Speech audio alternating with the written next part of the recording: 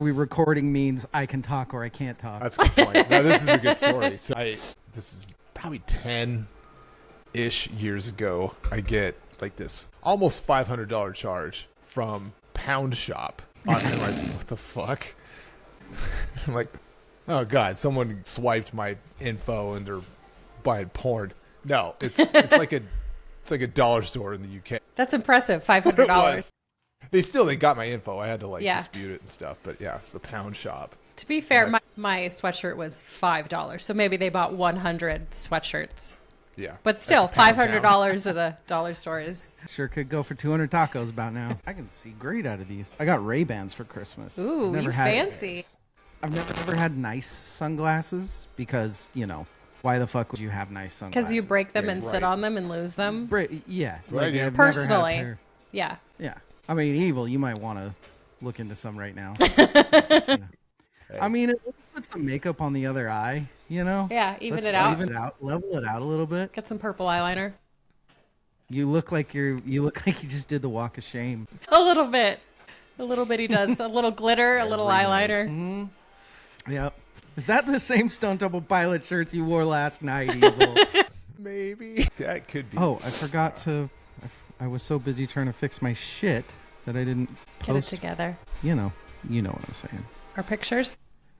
Yeah. I will just have Henry picked out my beverage. Because we went to pick out... Henry trying to get you fucked up, Because we're doing 3 episodes. I was like, I'll pick one, Trevor will pick one, Henry will pick one. And Henry's like, the one with the skull, mama. And I was like, all right, buddy. Yeah. He should come on the pod. He should come on the pod. Oh, it's delicious and refreshing. Yeah. He'll be like, let me tell you about High School Musical. Oh, he's into High School Musical now. High School Musical 2. Yeah, that's kind of the shit right now. All right. There's Waves, there's VeggieTales, there's High School Musical. VeggieTales. Brainwashing that kid. Cool. He did it to himself. I tried when he was really young and he's like, what the fuck is this? And then he found it on Netflix like a couple years ago and he's like, this is amazing. And I'm like, what? I love it. I told you about this. It doesn't listen to me. Where'd he go? He's in the living room currently. Or Evil. I don't know where Evil went. He's not in the living room. Talk about Evil, bro. Evil somewhere else. Okay, I'm almost done. I'm posting to the Instagram. I told Evil this, but I gave up, and we have I basically hired a growth person. So for the pod and for Instagram. So I'm kind of in fuck it, let's give it a actual 2-year shot mode. And by giving it a shot, I mean, let's admit we don't know what we're doing and hire people that do know what they're doing. Exactly. Yeah. The record company's gonna not going to give us any money. Everything's going to be the same. At least everything's going to be all right. At least I'll know. Yeah. He's like, okay, we did a year or two of that. Prove that doesn't work. So I can close the book on that. Yeah. I'm happy with that. Okay, that means we have to try today. I'm sorry, that's me talking to myself. Yeah. And kind of Evil a little bit. I don't know.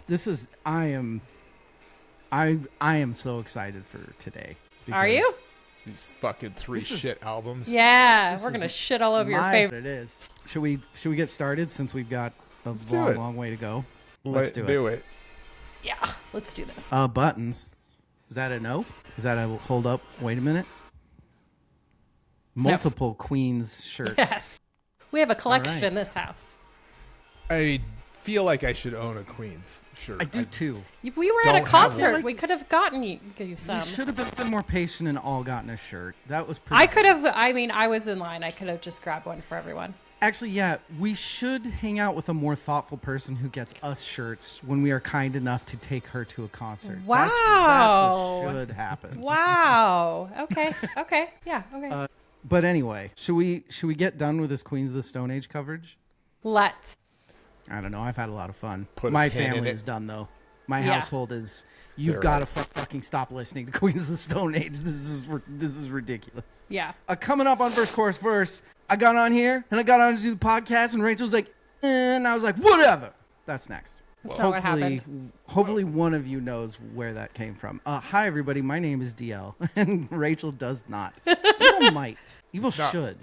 I should. Not ringing a bell, but he got hit in the head earlier in the week. So Yeah. You guys don't know about the United States of whatever? Do you not remember that song? we don't know. Well, what it's you're going to be talking talked about in this episode for reasons. Hi, everybody. I'm DL, and with me is Evil, Bulby, Jimmy. Evil, how are you? I'm feeling bulby. about. Bulby. Are you? Yeah. Did you even study, bro? Rachel? What? Nothing. Oh my god. Also with us Oh, is- I just caught her. What are we doing? Like bulby. What? Also with us Dear is God. Rachel Stumpy Polio. Rachel, Stumpied. how are you? I'm confused. Apparently. No. Rachel forgot to What study. are we studying Study the today? right album. The album that we're doing. Well, geez. listeners, I think you get all of the things that I've been saying. So Hopefully. just know I appreciate Hopefully you way somebody more than does. I Just look at the appreciate cover, these two. Rachel, please. Scale of like 1 to 30. Actually, I'm going to start with Rachel. What the fuck was that? Did you just hear a really weird noise? I did hear that. Yeah. That was weird. Evil did it. Look at his face. Evil totally did it. No, your audio's doing some weird buzzy stuff here and there. How was it? Well, that's exciting. Still? No. Just No, that one it's time. intermittent. It's like Well, good. I'm really glad that it's doing that. Super excited about this. Rachel, how much fun has it been to study so much for Queens, and how done are you? I don't know that I'm super done. I'm not as done as your family is. Keep it to myself. Do you? Yeah, I think. Well, I mean, who's his face needs to interject his opinion all the time, but I don't like. He loves. he isn't loves Queens like Queens. his favorite band anyway. I So- would. Yeah, I would say it's in his top 3. What are Trevor's top 3 favorite bands? Deftones. Deftones, Queens, Respect. Taylor Swift. I don't know who the third one would be. No. It's not. It's not. Actually, that's a good question. How does Trevor hate, tolerate? I'm good with like. Where's Trevor on the Taylor Swift? Tolerate. Oh. He's a taller hater. He tolerates. He definitely gets. I mean, and any music that you don't love, he gets a little like, we don't have to listen to this right now if you don't want to.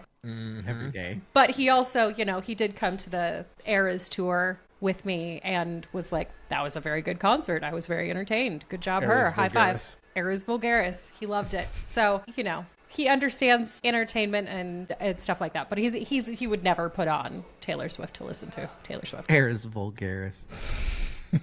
Dad joke number 1. I learned studying for this that vulgar pretty much only means like normal. It means basic. I thought it meant, like sexually out there or grotesque or something. But it doesn't. I'm trying to find the exact. Unrefined. Yeah. The exact common Is that era is the Latin, what it Common era. translates Lacking to. sophistication. Yeah. Yeah. Which I fucking like. What a name for an album. What a fucking name for an album. I don't know if you guys know this. I really like Queens of the Stone Age, and I'm excited to talk Did about not this know album. that. They're all right. Era Vulgaris. If you guys join us for the last 2, it'd be really weird if you joined us for this one and not the last 2, because the last 2 we covered Queens of the Stone Age. We talked about them for 2 episodes. You know what? One of the things that we need to talk about that I didn't even mention, that I reminded me of it this morning when I put on my amazing shirt that I'm wearing with Anthony Bourdain on the front, drinking a beer and flipping you off. Josh Homme. Oh no. Oh, yes? Yeah, Evil. So this is what I'm realizing, that as I've gotten older, I've officially killed a lot of my brain cells, because my memory is getting eerily bad, and shit that I would have never forgotten in my life. I just completely blanked. Evil, who's like greatest, most underrated singer personality that we named it? Mark Lanigan. Lanigan? That Oh, we have dear. a fucking award Wow. named after. Wow. David. It's bad. I'm telling you. It's things are Oh, this happening up podcast here, is you going to guys. get awesome. Yeah. Luckily, editing, like every 40 seconds that I forget something, that all gets edited, so that's fine. We're Josh never Homme going and Mark live. Lanigan wrote and performed the theme song for Parts Unknown, which is like one of the. Oh. That would be. I don't know if I can. I think that would be considered a Queens of the Stone Age song, and that would be in my top 5 of That's their songs interesting. I didn't know that. for the story of it. Because those 3 were like thick as thieves. Sorry, Josh Homme. Did not know that. Yeah, that song's rad. And R.I.P. you can't Tony. even really find it, right? Yep. And Lanigan. Damn it. Well, also, but we talked about him. Very stupid. We have an award named after him. He's all right. Yeah. And it's one of my favorite awards, too. Yeah. Era Vulgaris is our first. So we didn't cover Era Vulgaris in our Queens of the Stone Age coverage. The reason we didn't is because I've always thought of that as my favorite Queens of the Stone Age album, and I wanted to talk about it after. Turns out, after studying more, I think Songs for the Deaf is probably my like, none of us as music snobs, we don't want the best album to be our favorite, right? We want to be like, yeah. You want the most unique. like no, I'm different. You know what I mean? Yeah. But I'm not. You basic bitch. I have something to say about that in what will probably be the next episode. Okay. Yeah. I'm intrigued. Mm-hmm. If your take on the next episode is that you prefer the early work of that group, that will be the most hilarious take in the history of anything ever. Era Vulgaris, not only are we going to talk about Era Vulgaris, but that's going to lead us into the next 2 weeks where we talk about an album that I think heavily influenced Josh Homme, as well as heavily influenced our experience with Queens of the Stone Age. Sure. And we'll talk about that. And then the next episode is who influenced the influencer. Yeah. So we're doing all sorts of influences this month. Influenceception. Ooh. Yeah. We need to hire Leo. We can't afford him yet. Yet. Next Evil- week. Same question to you, though, Evil. What surprised me is at the end of the last episode, you said that basically Queens is now on your Rushmore after studying for them. Yeah. So studying for them, we're coming to an end. What are your thoughts on how much studying and how done you are or not done you are with them? Done. Bitch, I'm just getting started. Shit. All right. Yeah, they've been a band that I've listened to regularly going back to like 2002. And I don't see that changing anytime soon. I'll probably include some of the newer stuff because it is admittedly heavily weighted towards their second and third album. So I'll start listening to mid-era later stuff. Second and third album is so good. Dude. They're all good. And no spoilers, but there is a reason why I really, really fucking love this album, and I think it's extremely important to... We're going to talk a little about bridging the gap in their music. First, we got to get to the most important part of the night. What are we drinking? I'll go first because it's boring. I am in get rid of the holiday booze mode. So at the beginning, like in November, when I'm thinking about all the, Christmas, my mom was visiting for a week, New Year's, like all this stuff, I just go to the store and I buy... who knows who likes. Yeah. So I buy red wine, I buy white wine, I buy some nicer beers, I buy some high noons, all that shit. And then I get to now, and I've got like 3 of everything just sitting there. So I'm pulling a Rachel, and I'm just... Whatever was in the fridge. Yeah. And today, it is Pelican Brewing Company Kawanda Pre-Prohibition Cream Ale. Ooh. I put that in my mouth. It's a... Kawanda forever. It's it's You fucking idiot. It's one of my favorite beers. Actually, it's so fucking good, and that's what I'm drinking. We also I was gonna drink something heavier, but we've got a long fucking way to go today. Yeah. We're recording 3 episodes today, so if you want me to be able to talk at all, Right. when we get to the third one, yeah.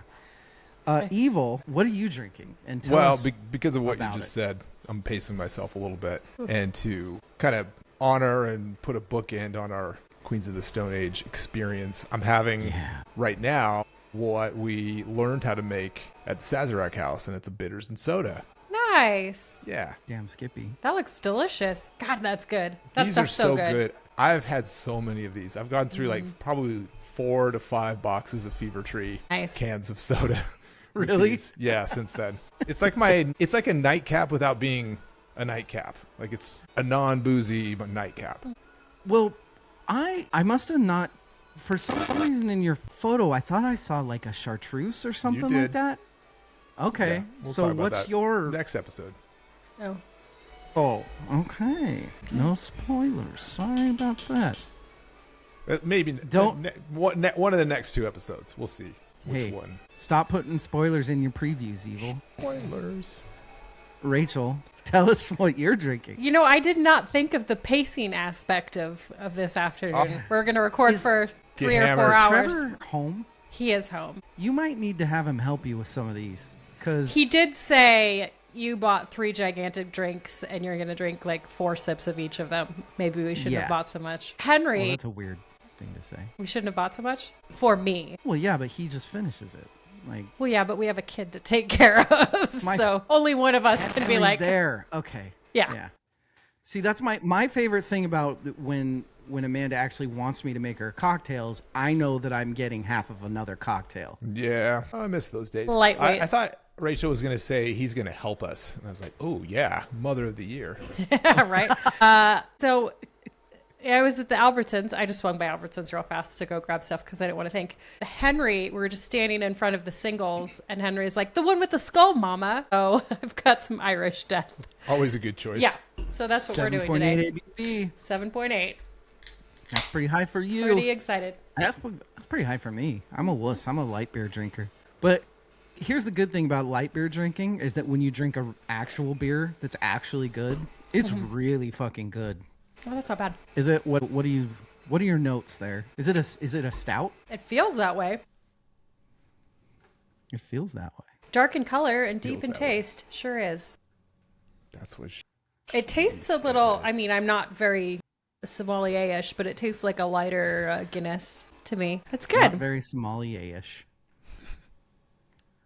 Yeah, Works for me. it's good. Are you going to start a All right. sommelier daycare anytime soon? Probably, yeah. Try to call it drunk daycare. That's as close as I'm flying to that side. That's as close as you want to fly to that. We are gonna talk the final dregs of Queens of the Stone Age. We're gonna finish it off. We're gonna take a break. We'll be right back. I'm going to shut the door. Hold on 1 second. Are you listening? Is that you, Evil? What?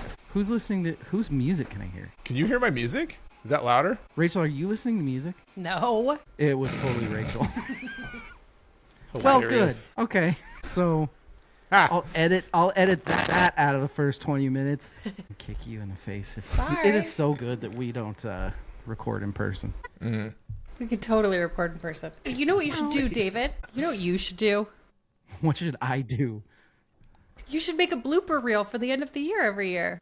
I should, huh? We would have It's like 90% Bloopers for days. of our recorded stuff. I have every year I mean to do that, and then I get like halfway through and I'm like, I don't even know where to begin with even fucking like it's too much work. You just need like every episode that you edit, you should just have a little folder where you put a couple of things, and then like at the end of the year, Smart. That's what I should do. brains for days. I hadn't thought of that. Jesus fucking Christ. I'm gonna make you edit one episode someday. Do Hi it. everybody. We're back. You don't want me to edit shit. I really don't. Era Vulgaris. The album that since it came out, I just thought this was the fucking bee's knees. And even though as we studied, I think Songs for the Deaf is just kind of a perfect piece of art from like a perfect band. This one, God, it's fucking good. Before we start talking about it though, we got to do the friendship test and guess each other's favorite song. Rachel, why don't you go first since you're proper and wearing a Queens of the Stone Age shirt? Proper. Sure am. I chose for Evil 666 because it's hard. That's just heavy. Because it's either hard or it's the basic bitch song. That's what I picked for Evil generally. David 3s and 7s because you love a snobby song, like a confusing time signature, something that you can really dissect. So Also, 3s and 7s also fucking rocks. also it's a great song. Yeah, sure. Yeah. Does rock. Fucking. I'm gonna go next because we're a little bit of a kind of a samesies. I said Evil's favorite is 3s and 7s. Ooh. It does rock. I know he's a sucker for a really, really good riff, and Yep. my Yeah. goodness, is that just a fucking riff. Rachel, I know that she really likes more melodic Queens. Her favorite Queen song, I think, was Nobody Knows. I think, right? Not No One Knows, the softer one. Anyway, point being, I said that Rachel's favorite is Make It With You because it is it's like more soul queens, and she was very into that. Evil, what about you? Damn it. That's probably the right pick. We need to make Evil go first because he always cheats. Well, I'm going to stick with what I wrote. And for Rachel, I picked I'm Designer because it's kind of a vulnerable song. I'm Designer. Yeah. And the chorus is kind of that more melodic side. So it's a complex bouquet of song. Queens of the Stone Age. For you, Okay. I think I could have picked any song off this album for you. But Pretty I close. was going to. My first choice was Turn the Screw. I'm like, I'll just pick the first one. I'll just go. Yeah. But I decided to pick Misfit Love because there's something about it. I'm like, there's just something wrong about it that I think you like. There is. And there's also, it is sneaky what Rachel was saying. When you're talking about like snobby music, technical, Yeah. wait, what the fuck are they doing right there? That is some snobby shit. Yep. In all the best ways. Rach, do you want to give us some stats? I have so many stats. Rach the stat master? Maybe. Let's see. Let's see if I did my job this week. I bet you did. I bet I have a good feeling. I know you. I know that school has really just started getting the sparks going in that. Getting the neurons firing, if you will? Yeah. Yeah. I don't know. I'm passing school right now. Let's be honest. Okay. It's real pure luck on that one. C's for degrees. I have a perfect GPA, Jimmy. Perfect. Proud of you. Don't know how it's happening. Okay. Me neither. Stats, though. Era Vulgaris, that's what we're covering today. It was released the 12th of June, 2007 on Interscope. Fourth and last on the label. I got a 75. Interscope. Yes. Oh, did I say Interscope? Yes, on Interscope. Yes. Anyway. You said the label. I just... Rewind. No, you're good. Hey, I'm color commentating. It's fine. 75 of Metacritic's. Rolling Stone gave it the album 4 stars. Yeah.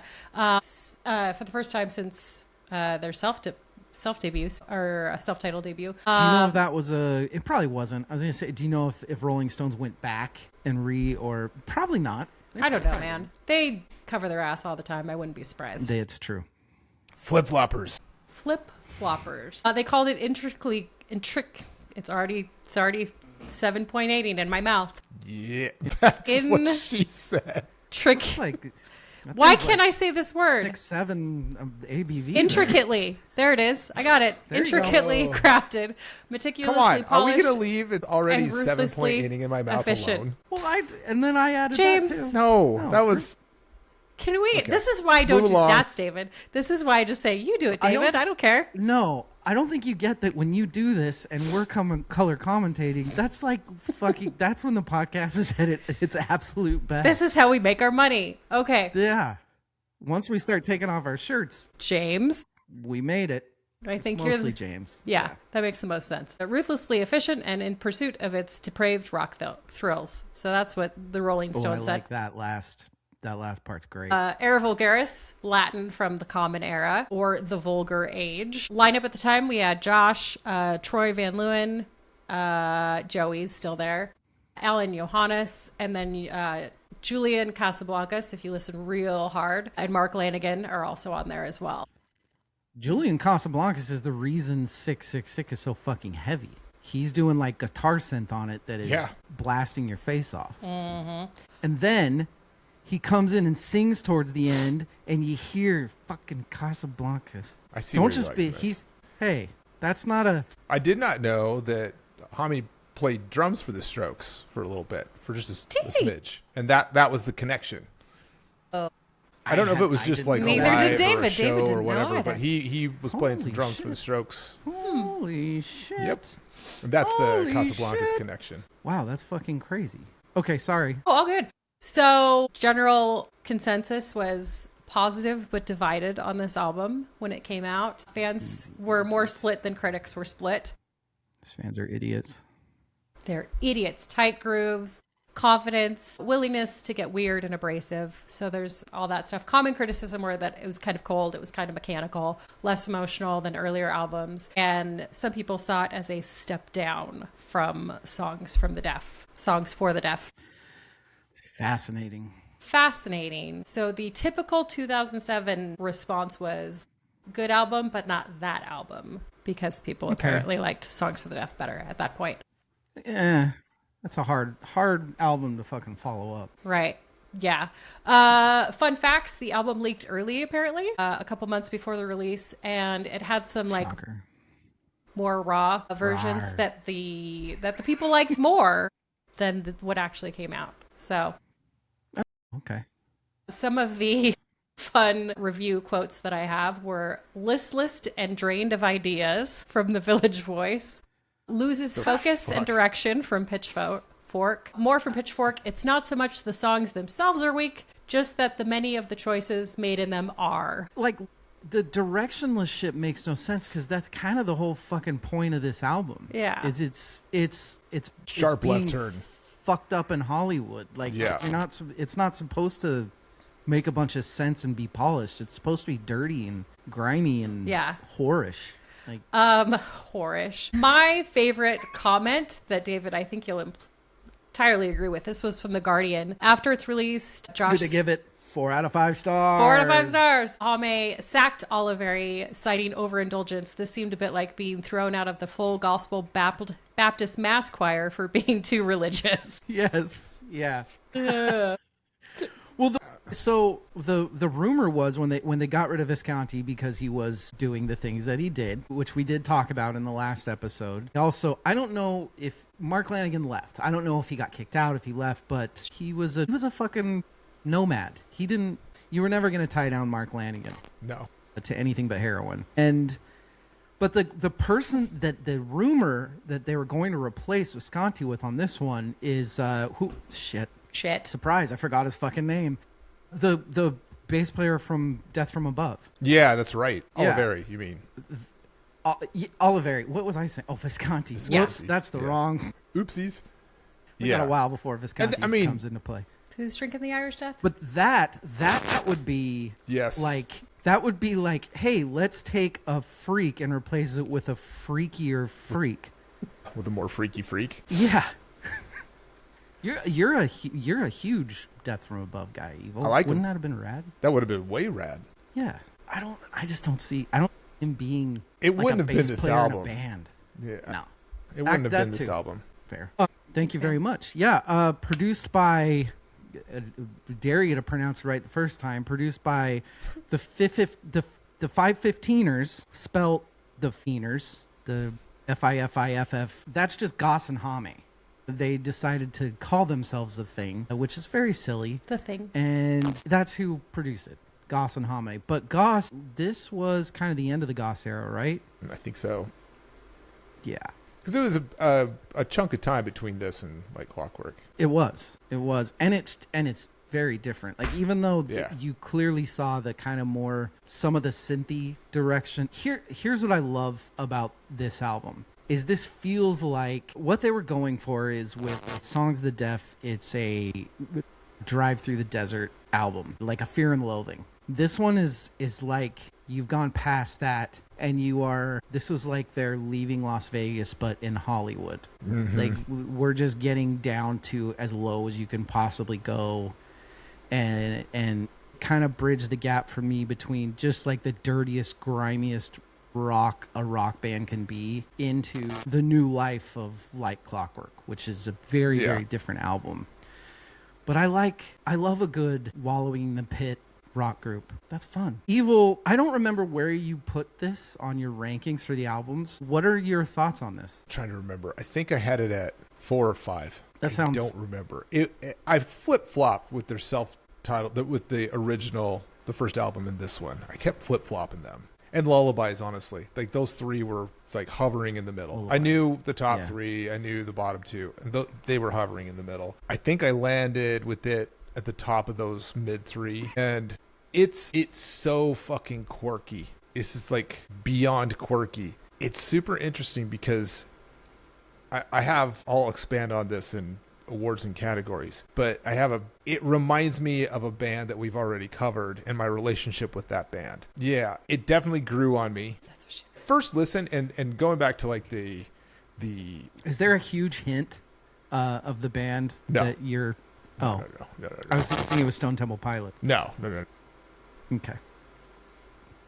Because this could have been the point of Queens of the Stone Age where it would have been easy to be like, this band is not gonna fucking make it. Like, Sure. these guys are gonna die really, really soon. Yeah, for sure. Yeah. Like, I think the critics at the time, like, kind of the mixed reviews, and especially the ones that really panned it, they didn't listen to it enough. Like, and I say that because first listen, number one, I've heard the album before, but time away from it, juxtaposed against the rest of their catalog, which I love. It's a hard listen. It's a lot of like skip. No, okay, next. It's abrasive. Some of the songs feel extremely claustrophobic. It's like there's no room to breathe. There's so much shit going on, and I found that it's a hard one for me to listen to while in a really focused on the music state. Like when I'm walking the dogs, that's one of my main times for listening to music, and I'm just alone with the music in my ears walking. God, this is hard. This is hard to listen to. Yeah. Later, I found out fucking fantastic is just playing in the background when I'm doing other stuff. So it's got this, yeah. And as I listened to it more and more and more, it grew and grew and grew on me to where I could then listen to it in a more focused way and not feel almost like panic attack. So something that's interesting about that is we all are listening to it against not just the previous albums, but the ones that come after it. Yep. So it's a harder comparison for us to, because we have other stuff and we're not just like where they've come from. I actually ran into a review on, some kid had reviewed it on Reddit and was like, this is the best album so far. Like, because it was in October, like he had just found Queens of the Stone Age and was going through the discography. October of 25. Yeah. Okay. Had just found them and was going through them and was like, had shining reviews of it. But he also, like I said, was comparing it against, this much of their discography as opposed to like all of the stuff that came after it, which we have to like, it's like when the court's like, forget what they just said, strike that from the, you can't. Supposedly, one of the things they said was very different about this album was that they had no input from the record label. After Songs for the Deaf, it was basically like, okay, you guys are now at a point where you get to do whatever the fuck you want. Which is why it's the last one on Interscope. The last one. After this, we were like, just kidding. Yeah. And they also had said that they had written nothing prior, and this was them like brand new, just going in, let's make an album, let's do it. That's a lie. That's a lie. Because there's like 2 songs on here that derive from the Desert Sessions. So there's like, I don't really know why maybe they didn't even, I don't know. Interscope said Drug that? Fog. No, who was the interview with one of the members of the Queens of the Stone Age? I don't think it was Hame. Oh, they had said that we just went in and recorded it. Yeah, we went in. We had no material. We were just like, we're gonna record this. Yeah, but that's not true. No. I think like hardcore fans know that. No, right. We've heard this. What's the project with Goss that Lanigan and Hame were part of at one point? Because I think one of the songs came out of like some sessions with that. I don't remember. We go over so much material, and I think I remember something about one of the songs came out of something to do with that, and maybe it was part of the Desert Session. I don't know. I think when you are doing stuff with so many different people for so long, and you're also on so many drugs. Yes, you don't know. You don't remember. Yeah. This was also what was interesting going back and studying for this in the time was this was like now we are back to records being popular again, but people are doing the skeezy shit with them with like what I'm not meaning to single her out. I'm not trying to pick on her, but she's the only person I can think of off the top of my head. No, Pearl Jam. I'll say Pearl Jam. Pearl Jam will do the 32 variations and hey, buy this album because you get this track if you buy it from here. Well, this was like primo CD era of this. And if you look on Wikipedia and all the variations, like, hey, buy it at Target and you get this song. Buy it at Best Buy. And it's so fucking scummy. Funny thing, I've been listening to the YouTube music version of this because it has the original track listing from the original US release. And I feel like Spotify has like an extended version. And I wanted to be like, no, I'm sticking with just the album. And so I've been using YouTube Music more because of that. Because they seem to do that more often with albums. I feel like Spotify, if an album comes out and then later there's like an extended version or deluxe version, Spotify just rolls with the deluxe. Yeah. And I wanted the original album for this to do the episode on. Let me ask you then, there is where do you remember where Running Joke is in your placement? Because on the album it's right in the middle of the record. On Spotify it's the end. It's like track 13 or something like that. 14 or 12. 12. Okay, 12. I mean, hey. It doesn't matter. I'm just being an asshole. Come on. You're wrong. The reason I bring that up is because, and the reason it pisses me off is because it's not on it. See, that completely changes the entire structure of the album to me. So Era Vulgaris on Spotify also says non-LP version. So is Era Vulgaris on? Ironically, Era Vulgaris was not even on the original. Right. It's not in. Okay. It's like it's 11 tracks that I've been listening to. Okay, yeah. So those two were cut out. It's Turning the Screws, Sick, Sick, Sick, I'm Designer, Into the Hollow, Misfit Love, Battery Acid, Make It With You, 3s and 7s, Suture Up Your Future, River in the Road, Run Pig Run. So that's almost kind of like a fun disclaimer for study, because I did most of my studying with the LP, and Running Joke is smack dab in the middle. Really? Of the 12 Interesting. tracks. Yeah. We're all three probably talking about different albums. We're all three talking about different versions. We should have saved this conversation for the Surfer Rosa Award. Oh, well, Right. that's okay. We all have wildly different opinions on how this album is structured.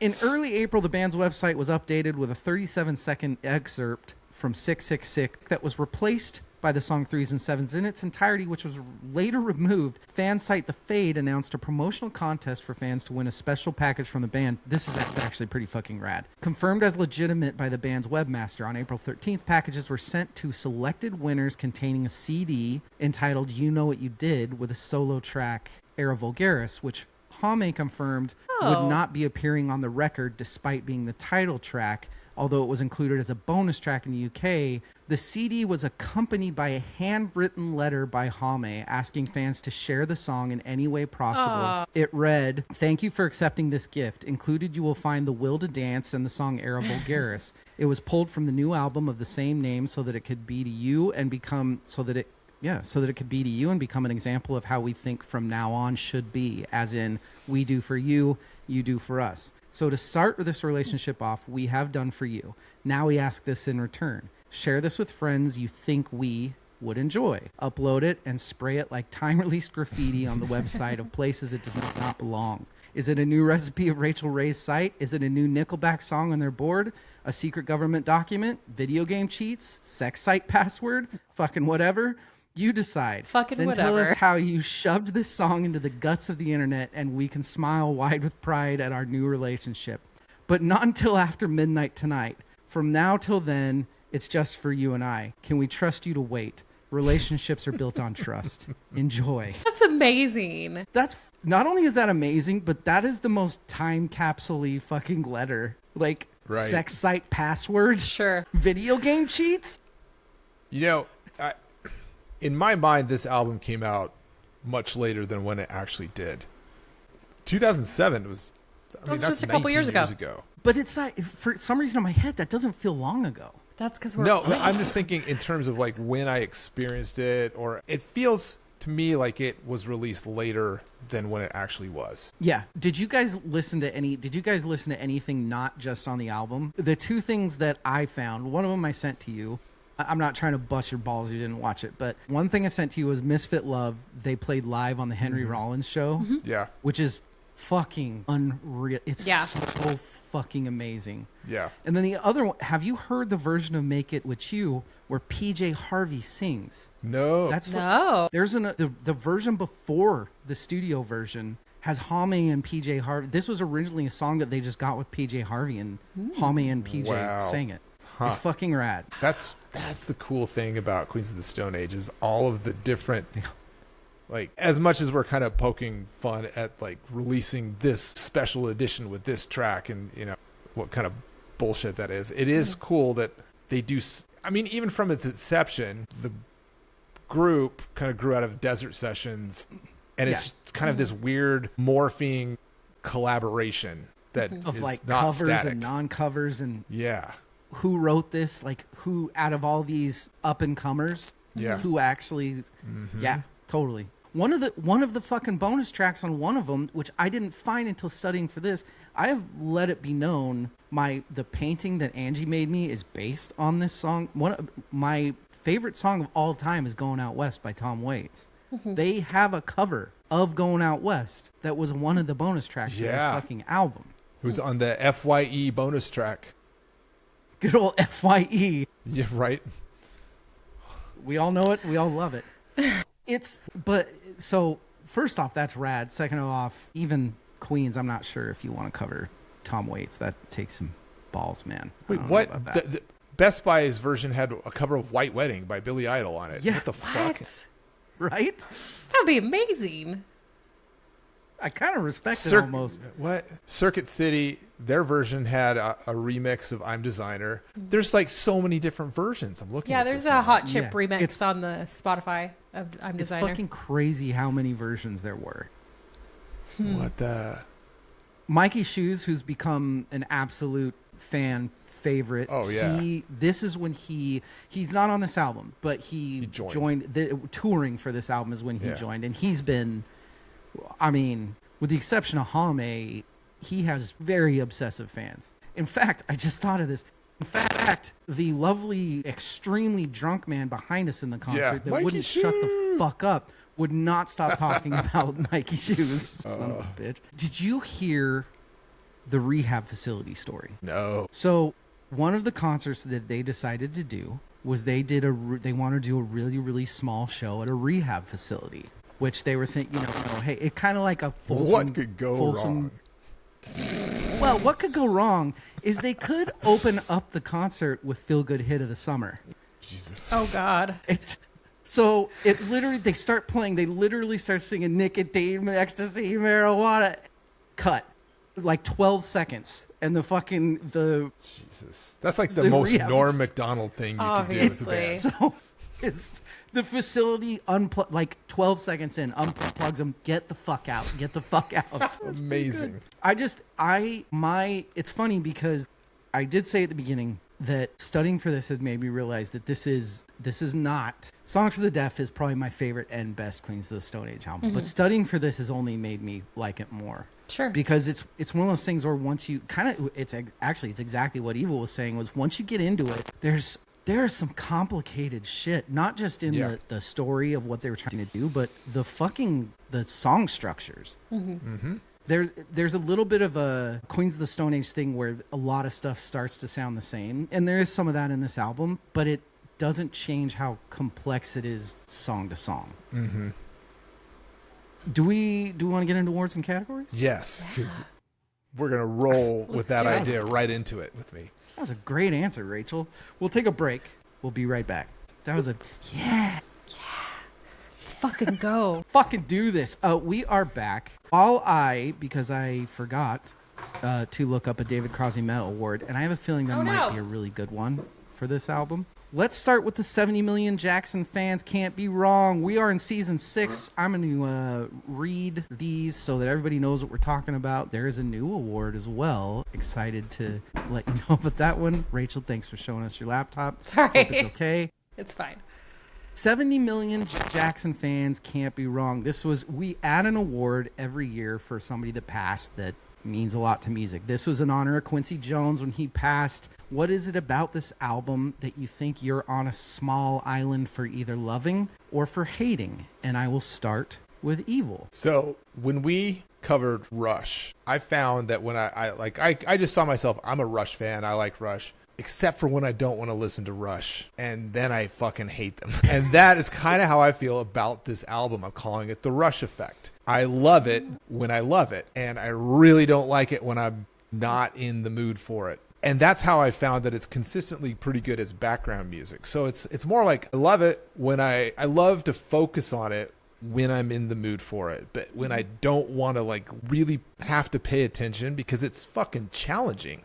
Going back to what you said about how complex it is, I can't just throw this on and listen to it at any given time like I can with Rated R or Songs for the Deaf, and or even their self-titled debut. Like, I think this is actually much better album than their self-titled. If we were to re-rank things, I would still have a hard time placing them, because even though I think this is a superior album to those three middle ones, like it's the best of, not three middle in terms of like chronology, but the three middle in my list, which were Lullabies, self-titled, and this one. This is the best of those three, but it might be at the bottom of that list depending on the day for me. Interesting. Yeah. I like that, because my instinctive thought is that you're a metal guy. Yeah. And typically metal guys, but I know that there's like sludge metal and stuff like that, but metal guys tend to magnet toward technical, brilliant musicianship. But so I say, maybe this is a little too sloppy, but you just said that you feel the same fucking way about Rush, and it doesn't get more technically brilliant than Rush. Right. Yep. That's interesting. Rach, what about you? That's how I feel about eggs. Like, I'm like scrambled eggs. Like, I really have to want scrambled eggs. Do you ever feel that way? They're so good for you, though. They're so good for you, but sometimes I'm like eating scrambled eggs, and then like halfway through I'm like, these are disgusting. And then I stop eating them, but sometimes I'm like, I really want some scrambled eggs. Go for some right now. That's amazing. Leave it to Rachel to make sure everything is a food metaphor. Okay, but the album, Yes. Small Island, I don't know I feel like maybe this is more obvious that I'm making it, is that it sounds kind of intentionally hostile, and I'm into it. Like, it sounds like a panic attack just a little bit sometimes, and a little uncomfortable, and I like it, even though it's like when you're, same thing with like watching a movie and somebody does something uncomfortable, and you're like, I don't want this to be happening, but it makes it such a good piece of art. I mean, our second favorite album last year was the Billy Woods album. Yeah. Yeah. And that's the type of shit that you're like, I don't want, like, you almost feel like a voyeur. Yes. Like, I'm not very much. This isn't really my business. I shouldn't be listening to this. Yeah. Yep. I don't really think I have a good one. My only one would be like how much I love this album. I don't think there are that many I think that enjoyed works. Queens of the Stone Age that this would be their first or second favorite album. Sure. But that's kind of a cop-out, because if there's 3 million Queens of the Stone Age fans, there's gonna be 300,000 of them at least that worship this album. I don't know. Maybe. What's the Wonka quote? The suspense is terrible. Stop. I hope it never ends. Don't. Yeah. The David Crosby Met Award. What the fuck happened to Queens of the Stone Age? This is by Left Eye's Corpse. And it was reviewed when it came out. Yes. Real classy, right? Evil loves it. Sad that's And already it's taken. kind of poignant with what the fuck ever's happening with your eye right now, Evil. Yeah, right. You knew we were doing this. You were dressed like Left Eye for our Evil. You need to stop chasing waterfalls. Very specific cosplay right there. Yeah. Left Eye's Corpse. Someone out there is like, yeah, I'm into that shit. Some weirdo. Fucked Someone. up. Read the Just got review. a new fan. I can't believe I used to think this band was one of the only bright spots on the musical horizon back in the day. Boy, was I wrong.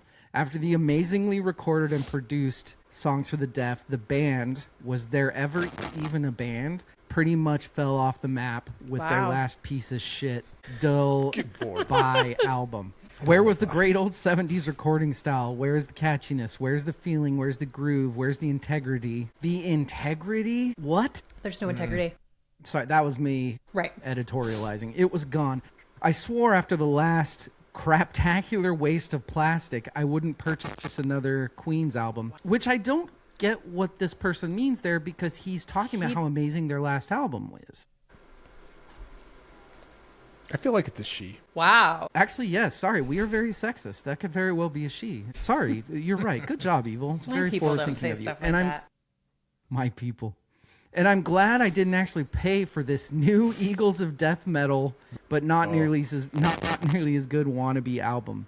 Hame has managed to go from a respected and what seemed to be on the surface of a talented, unique musician to a completely annoying, untalented, unoriginal waste of flesh. There are only so many fake voices you can do, And contrary to what his band's LMAO, egomaniac leader may believe, the actual band matters in music. It's not just about him. Wow. This guy will forever be the Craig Kilborn of rock and roll, both now discredited, disregarded, and disrespected. I love the effort put into that. Yeah. It's extremely well written. Sure. I think that was the It's- exercise. Really stupid. Could you imagine not liking Josh Homme that much? This feels like performance art. Clickbait, maybe? Yeah, a little Yeah. bit. You say that though every time I read a bad review off of Amazon. If someone is going to put the time into creating a review like that and it's ultra creative, it's pushing some creativity buttons for them to do that. I think you're You're spot probably on. right. The What's Love Got to Do with It award, everybody. Do you like this more or less because of the artist or band? So, for example, if we do something on the fucking Smiths, but, Morrissey is a piece of shit, so it's really hard to like the Smiths, that sort of thing. Mm-hmm. It's kind of us covering our asses if, the musician for some reason does something bad, which rarely happens in this industry. I said that there's actually a lot to this. I think more because of the concert we just went to. We talked about this a couple times already. I honestly think it is, and Rachel agreed. We're not as old as Evil, so we haven't gotten to go as many concerts yet. But they I hate are. all of you. You're all dumb. It is the best concert I think I've ever been to. I really do think that. Yeah. And so when you start listening very specifically to a band after you do that, they kind of go from I really like this band to like, oh, they're a top 10 band for me. Sure. So that's where I'm at with that. What about you? Well, this echoes my Rush effect. Like when I just want to listen to Queens, it's rated R, songs for the deaf. I want that desert rock. And in those moments, I like this less because it's a Queens of the Stone Age album. Mm-hmm. But when I am kind of in the mood for it, I like it more because it's different and it's creative and it's challenging. So it really depends on the mood I'm in. See, I think maybe that's just I have a different view of Queens of the Stone Age, which is why I like this album more. Is I think of them as that Joshua Tree fucked up, I'm drunk out of my gourd, sloppy band more than I think of them as a rock god band. You know what I mean? So this sort of weird shit is like, this is Queens of the Stone Age. To me, this is like a diversion. It's like left turn from the desert Like rock almost stuff. like a concept album for them Yeah, or it's like something this is like sleazy LA. We're not doing desert drugs. We're not doing mescaline and peyote anymore. We're doing like LA like designer LA drugs now. Yeah. We're taking pills and shit like that. Yeah, but Pills in the Hollywood Hills, baby. That's like. But it does for me. Like, look, you can be in the gutter, in the dregs and stuff, or you've lost everything. But it does not get more depraved than agreed. the rich Hollywood Hills drugs. 100%. Yeah, But there's a that's different the quality lowest. to it. It's like there's something more Totally artificial versus like organic in the desert, in nature. This is in humanity, like, Totally fair. we're the bacteria of the earth. Before I forget, my intros, by the way, the nicknames for you guys in this episode, those are the characters that are on the cover of the vinyl. And then, do you guys not remember the United States of Whatever song? This is my United States of Whatever. You don't remember that? Ringing a bell a little bit. Tons of bitches. Sorry. My goodness. Well, it was written by Liam Lynch, who does backup vocals on Make It With You on this album. Yeah. I went down to the beach to see Kiki, and she was like, "Meh," and I was like, whatever. That's the whole song. I'm having issues that, okay. Sorry. Hey, Rach. Yeah. Do you want What's to know love my got to do opinion? with it?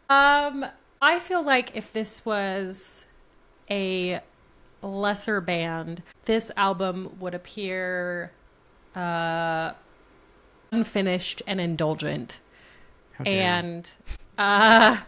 And coming from Josh, coming from Queens of the Stone Age, it's very obviously a very rock star, anti-rock star, deliberate behavior. It's not polished and pretty for a reason, I guess. Yeah, I like that. So does that make you like it less or more? I think it makes question. Yes. You can answer both. Okay. Since your husband is an avid Queens guy, where does this album sit with him? I think this is his favorite or one of his favorites. No. This is not his favorite. This is somebody else's favorite. I think like clock. Doesn't matter. He matters. It kind of matters. I asked. Oh gosh. Let me text him real fast. So I think if I didn't know Queens of the Stone Age and this album was the album that you gave me to listen to, I would be like, I don't know that I really like this that much. But within knowing them, within the concert and with all of the other albums, I'm like, no, this makes sense. It makes sense with other stuff. I don't know that it makes sense by itself. I like that. That makes a ton of sense to me. Yeah. No, I do. I like that. You ready for the new award of the year? Hell yeah, let's do this. I was so fucking confused when I read the outline. I was going to say, I haven't even explained this to you guys. No. So it might sound stupid. It is the Osbourne. It is Osbourne. It's the Ozzy Osbourne Bathead Award. What is the moment in this song or in this era of the band or whatever that solidifies how amazing, how great this album is? I will start and I will say that for me, it's the first 10 seconds of the album. There's about 2 years ago, Evil and I were talking about, we were deep in some blues stuff. We were talking about like Howlin' Wolf and some people and like Muddy Waters and people like that. And we were talking about the song Mannish Boy. Oh, yeah. And there's this dirty, immediately in this album, you turn it on and it is this dirty, we're live in the studio, we're rocking out together. You hear the woo in the background behind this amazing, super simple drum beat. Yeah. And then this like super soupy, weird fucking demented guitar riff starts playing. I'm all in. 10 seconds in this album, I'm fucking all in. Greatness for me. Evil, what about you? First of all, I think we should maybe trademark Osbourne for when someone does something stupid and we make an Ozzy themed joke about it. You got Osbourne. Same song, a little further in. It's the weird little break with the slide up, slide down. You know exactly what I'm talking about. I know exactly what you're talking about. When I heard that, I'm like, that's clever. It's different. It's interesting. And this is one of those moments where I was actually tuned into the album and enjoying it. I'm like, okay, yeah, they're doing different things in here, and I'm hooked. You know, I love bands. Look, okay, when we were at the concert, at one point they had 3 people playing guitar up front, and they were rocking out. And Home, if it was a 4-measure song, on the 3rd measure he'd just point to somebody and for like a guitar solo, like, you go ahead and hit it. This band, at least like 2 of them are fucking brilliant guitarists. Oh yeah. But every time they would just do the weirdest, sloppiest, fucking crazy, like, it wasn't some super shred like no, it was just like the weirdest shit that went with the fucking music. Well, yeah, and that's kind of who they are. They all have like an armory full of weapons to pull out at that time that sound nothing like any other band has ever done ever. How do I got to get better. There we go. I can add markers, and that was such a good fucking line that I have to start. I have to remember when you guys say smart things so I can add markers. Because it's so rare. Just keep clicking whenever I'm speaking. Lines. That's fucking... That kind of goes into my answer for this question, is that there's points in the album where it feels like, kind of. Armory. It's more like you. It's like an armory. It feels like it's falling apart. Like things don't make sense. But that's really good too. But it's just messing with you. Like they know what they're doing entirely. I have these Riverside ratings of like the minute clips that I put on Instagram, and it rates like, I like how I'm pointing up like you right here, but it ranks don't be a how square.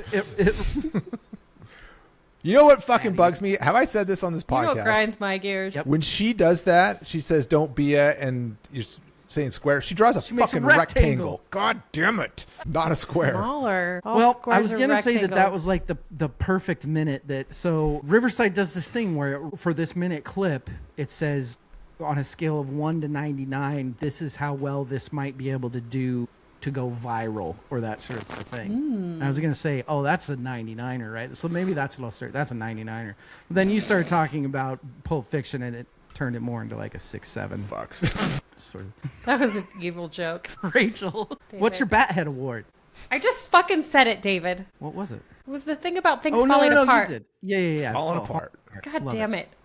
The DMX, sorry, 6-7. The DMX award, what made this band or artist or project, should be projects, we've already talked about Queens for Light.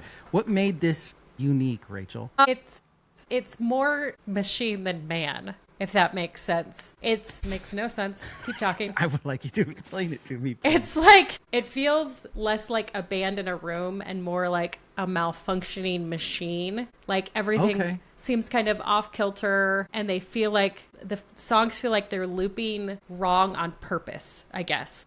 Okay.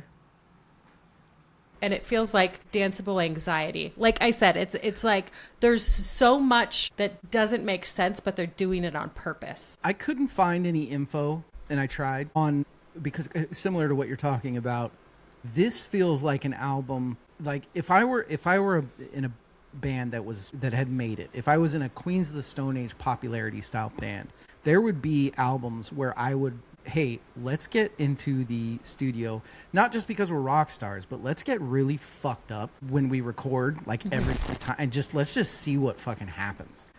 It kind of feels like that. Yeah. Like, but it's like they're so good. Like, yeah, they could get fucked up and do stuff, and their talent just is stronger than the heroin. Like, it's not that the heroin's not inspiring. It's that their talent like pushes through that to where that can't make it worse. It can only make it better.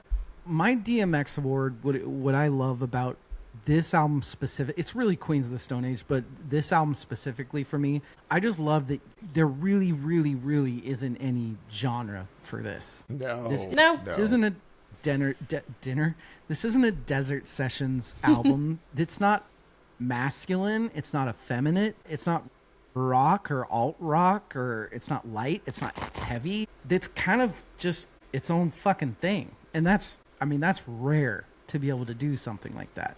Evil, what about you? So this is the first album with Humby doing all of the vocals, all lead vocals. I'm glad and you I said think that. Yeah.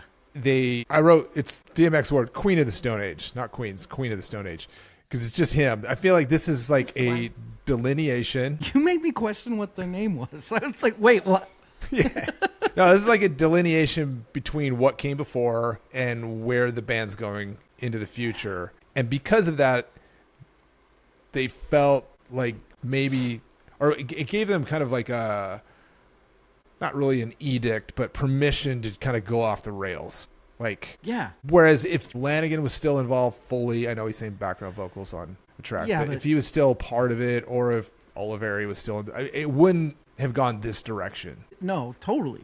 I totally agree with that. That's good. The Mark Lanigan True Rockstar Award. What makes the creators of this album fucking rock stars, Evil? Kind of rolling in from what I said just a second ago. It's just the fucking reckless abandon at making something as fucked up as possible. Yeah, that's great. That's the right answer. But we'll give it to Rachel to try to give a right answer. Fuck it up, Rachel. Fuck it up. It is. Okay, so I was reading this thing this morning that was talking about how when something seems effortless is when people appreciate it more, because it seems like people aren't even having to try, that they're just that talented. But really, it's like hours and hours and hours of work that make it seem like it is what it is as effortless. Josh, like, he curates a music in such a way that it's just vibes. Like, it's not even, like I said, it's falling apart, but it's not because he's meaning to. Like, it just makes, I like that. It's all put together so perfectly. You know, I love that. When we saw them, supposedly he's sober. So he did not seem sober. That's what I'm saying. And I mean that in the nicest way possible. Thinking like, is this theater? I mean, is he like the whole, like, I don't know how many shrooms I took while he's waving a fucking meat cleaver around. Right. Like this. Is it, or is it just art? Like, is it just But that's what I love. Is you can't fucking tell. That's what I love. You can't tell. He's He's either really that guy or he is an amazing fucking actor. Which either way, that's fucking rad. Yeah. Because I could see somebody being like, this is the show they want.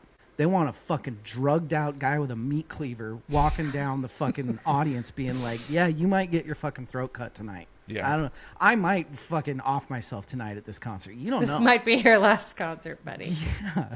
Yeah. My Mark Lanigan True Rockstar Award. Mark Lanigan's on this fucking album. We named it the award.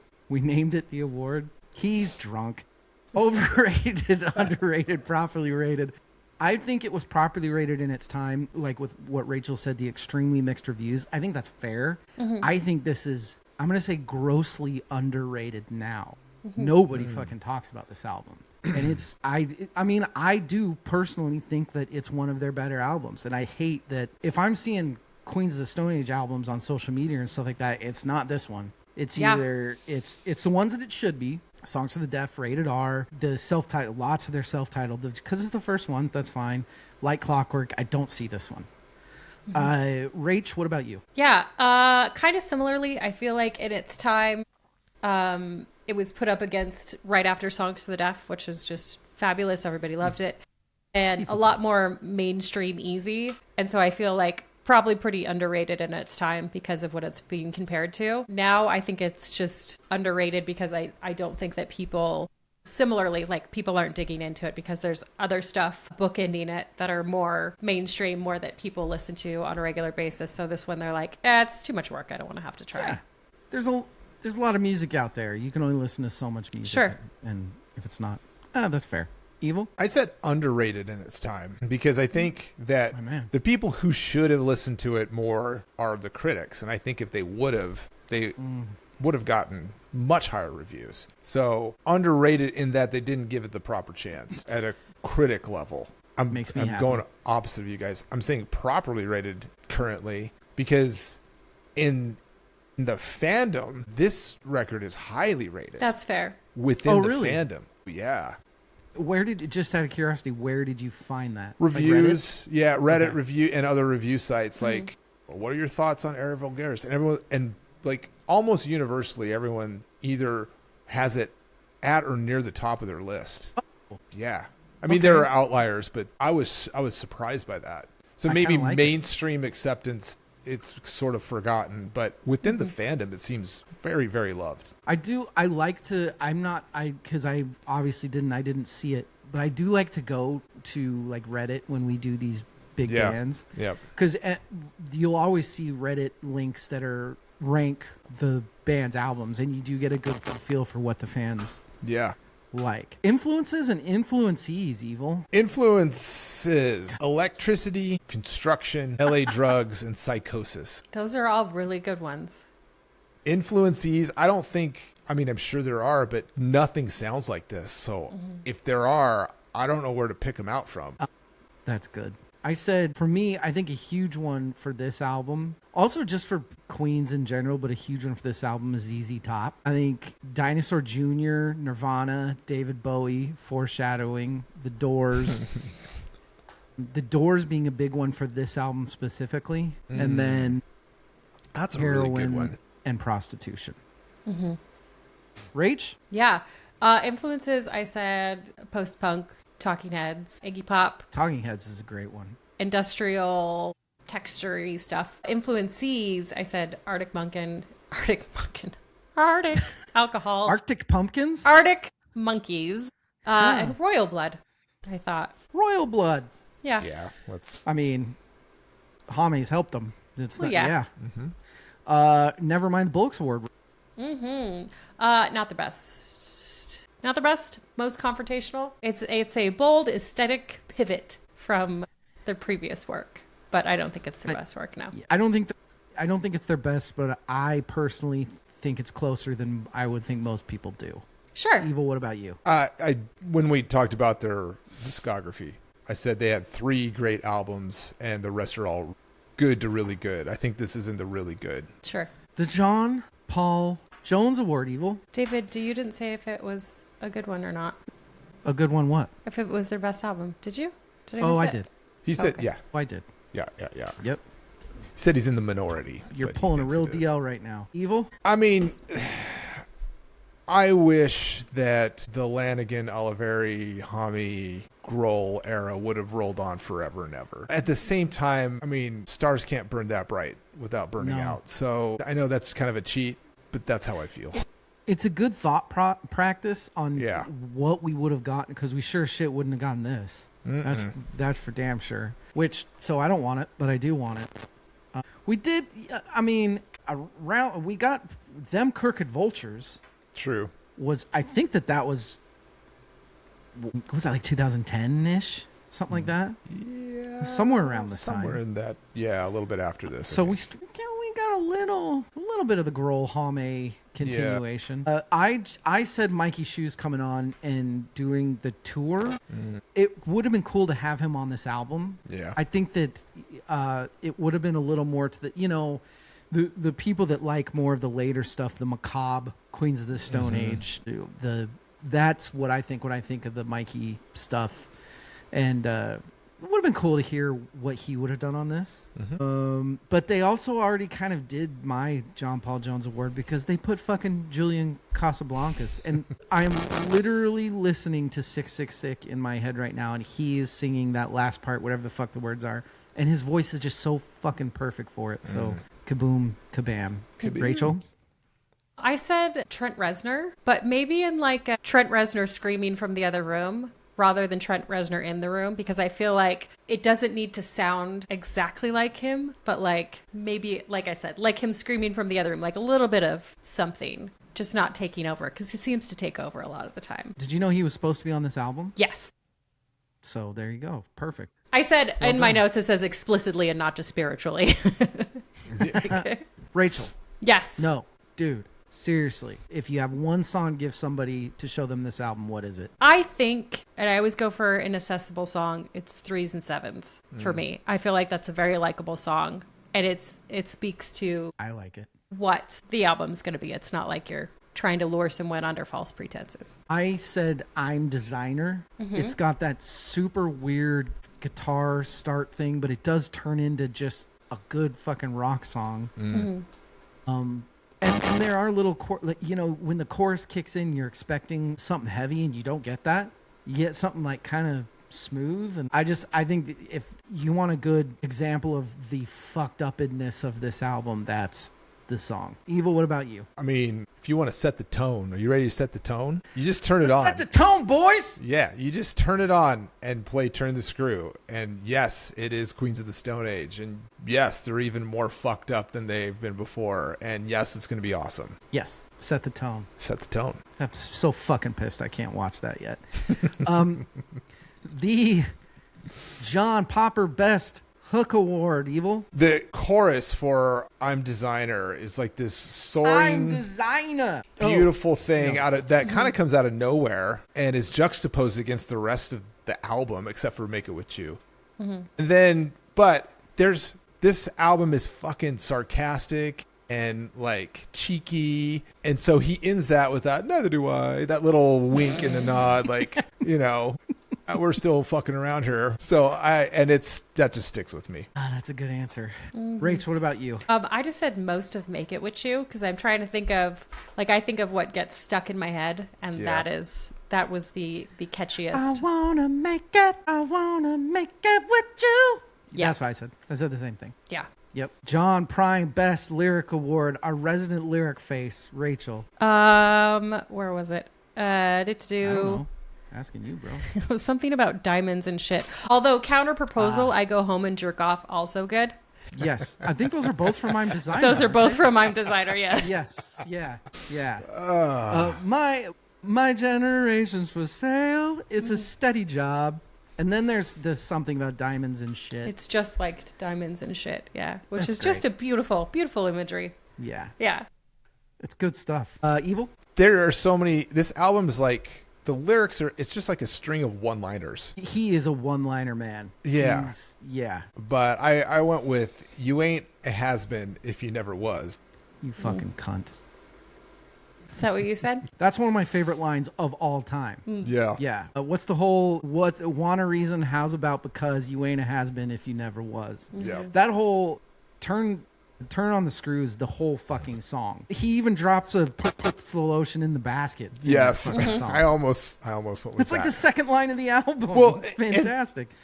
Here, okay, the talk about wink and a nod, the rhyme that I know where is you're implied going. is like, right? In that verse, Yeah.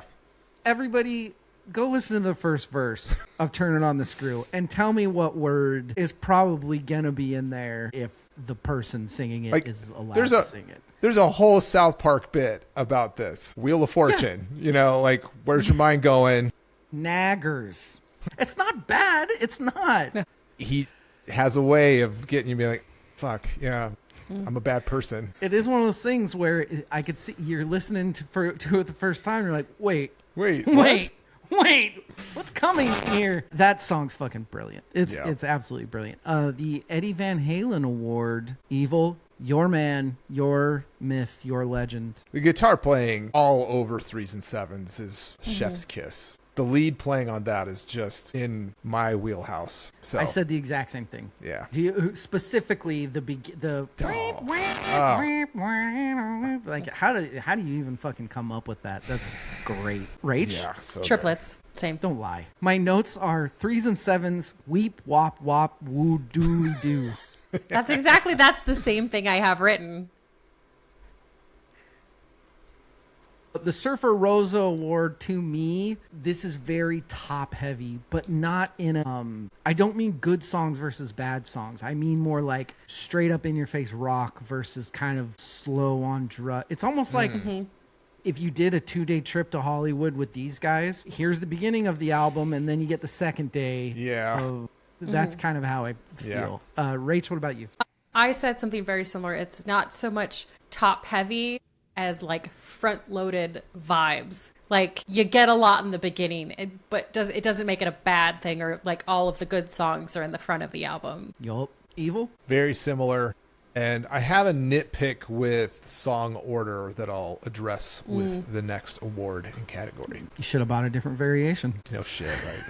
Let's do it then. Let's get to the time of your life. Actually, go ahead, Evil. Let's talk about the Time of Your Life Award. What's the worst song on this album? I don't think. Okay, I have two answers. One is my nitpick because I feel like it was out of order, and then I have the actual answer. I think "Make It With You" should have been the last song on the album, even if it was like a hidden track, like where there's space and then it comes in. It just feels it feels out of place to me in the album order. It does feel a little bit more like it's the only song in here that feels a little bit more like a Songs for the Deaf sort of song. Yeah, I don't know. But the one track, if I were to like pull it out, and I don't think it would take away from the album, is "River in the Road." It feels like an extended interstitial. Nah, it's good. You're crazy. Wrong. Rach, what about you? I said Battery Acid, and not because it's bad, but because it seems not essential, I guess. I said Battery Acid. It's just, this is I get why it's on the album. I don't not like the song. It's just, it's the only song that is so, like what Evil was saying through his whole theme of this, of like, it's fucking hard to listen to. That song, after a minute of that song, I'm like, I can't fucking, like, I'm gonna have a fucking panic attack. It's the most claustrophobic song on the album. Yes. And I initially hated it because of it, but now I want it on the album because of it. Fair. Stockholm Syndrome right here. Yep, there it is. Now let's get to the 3 best songs on the album. Let's do it. My number 3 is 666 Sick, for obvious reasons. It's got fucking Julian Casablancas on it, and it rocks fucking socks. My number 2 was Misfit Love. I was close. That song's amazing. And my number 1 is not 3s and 7s. My number 1 is Turning on the Screw. Evil, you were close. That is a perfect opener, perfect song, perfect lyrics. I get so happy when it starts. That's just so, the guitar's brilliant, everything on it. It's just a perfect song. Rach, 3 favorite songs. Similar top 4, actually. 4, Misfit Love. 3, Turning on the Screw, and 2, 666, 3, 1, 3s and 7s. Did I say those numbers correctly? Whoa, kind of. You kind of did. Your favorite song is Threes and Sevens. Yes, and then 666 All right. and Turning on the Screw, Wow. then Misfit Love, number 4. That was hard. Evil, save That's what us. she said. I don't have a number 4. I have an honorable mention, All right, Princess. which is I'm Decider. I love the chorus. That little wink at the end of the chorus is just, It's great. classic Hami. It's good shit. Number 3 is Misfit Love. There's something wrong about it that I love. It's like the song feels broken in a way It's that one I of those- can't put my finger on, and I love that about it. It's almost like everybody's doing something. It's almost like everybody's in a different song, and there's, but it just fucking works so well. Right. Number 2, Turning on the Screw. Fucking perfect opener. Yep. And it sets the tone. Gotta set the tone. And number 1, I know it's the easy answer. It's Threes and Sevens, and it's because I'm a sucker for that fucking guitar, and it's a great song. That is Threes and Sevens is the most upfront, in your face Queens of the Stone Age rock song on the album. It is. Yep. Evil, rate this out. Wait, who won this album? Who did win the album? That's what I said. Evil, who won this album? No, you LA didn't. construction workers have never had an anthem until this album came out. Are you sure? Yeah, I don't know. That was like one of his biggest, like what is this album about? LA construction. I'm like, fuck yeah. LA construction workers, you guys have an album. That's what now. he said? Yeah. Well, did he really say that? Cool. Yeah. All right. I mean, Rach, who won this album? I'm saying he did. Sure. I'm cool with that. If you say it, must be true. I think just kind of Josh is a curator architect getting to put this album together. I feel like this is one of those albums that he needed to art, I He guess. needed to art it. And so in that way, getting out and people accepting it as He didn't lean on his cheat codes as much on this album. no, it was just him walking through the audience with a cleaver and people being, I'm into it. More, please. Please, I said Chris Goss. It would have been fun to be a fly on the wall for this album making. I feel like out of all of the Queen's albums, for some reason I just feel like this was the most him album, because it really started to do the more degraded synthy-ish stuff. Now is when we rank the album. This is not a perfect album, but I love it to death. And if it wasn't for that middle battery acid just kind of jolting me out of it, it's even the problem with the battery acid placement is there's no situation where I'm not gonna just all the way through, like sitting down listening to it, jogging, walking the dog, anything. So I'm 9 out of 10ing this. This is as close to I can get of wanting like a track by track amazing album. And just there's also a little bit of a samesies on this album. A little, Hame has a couple patterns that he really leans on in his career, and you hear a few of them on this.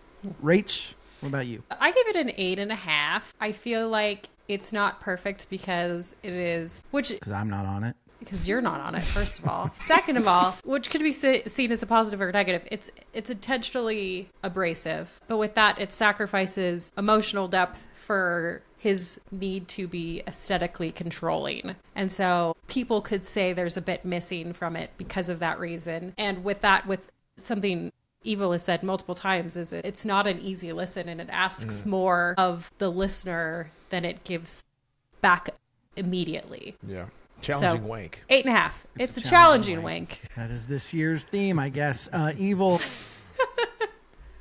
I have to defend my work. While 2002 Song for the Deaf, this is previous answer, but I'll roll into ranking. While 2002's Song for the Deaf was said to be inspired by frontman Josh Homme's tedious drives through the Southern Californian desert, the inspiration for Era Vulgaris came from his daily drives through Hollywood. He described the record as dark, hard, and electrical, sort of like a construction worker, and said it's like There it dirt is. clearly seen. That's where the LA construction worker thing came from. So when I am in the mood for it and want to listen to it and want to be challenged, it's a 10 out of 10. Most of the time, it's more like a 7 because it's hard to listen to. Averaging out, that's an 8.5 for me. Yeah. Perfect. Okay. That's Era Vulgaris. Agreed. That's the end of our Queens of the Stone Age coverage. For now. I mean, For now. Exactly. I was going to say, at some point, I'm sure we're going to do a Songs for the Deaf dissection, a Rated R dissection, etc. You know. Join us next week, everybody. We need to talk about an album that not only influenced Josh Homme, I believe, but also influenced our relationship with this band. Evil, come back and talk to me next week. I will do that. 5 minutes. Rachel, come back and talk to me next week in like 5 minutes. Mm-hmm. Sweet. Well done. Everybody, we love you. Go listen to some Queen. Go listen to Turn It On the Screw and just get down. Dude. Yeah. You ain't a fucking has-been if you never was. Good night. And good luck. Like and subscribe. Good night. And good luck. Okay. All right. One day.